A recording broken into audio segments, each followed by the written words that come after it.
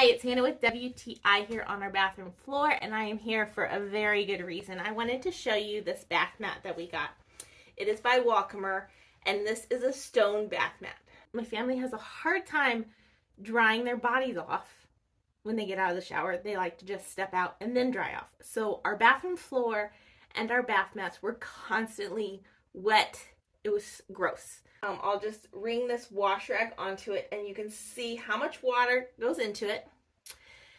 And then I will show you 30 minutes from now. Okay, so 30 minutes is up. And as you can see, there is still a mark where all the water has not evaporated. If you put toilet paper anywhere, like this thing feels dry to the touch. There's no moisture on it. And then you can look under it and it doesn't leak through. It's still dry on the bottom. It doesn't feel hard on your feet and it doesn't feel cold on your feet. You really don't even think about it. So if you've been thinking about trying a bath stone mat and you've been hesitant, go ahead and order it. You will not regret it. Super absorbent.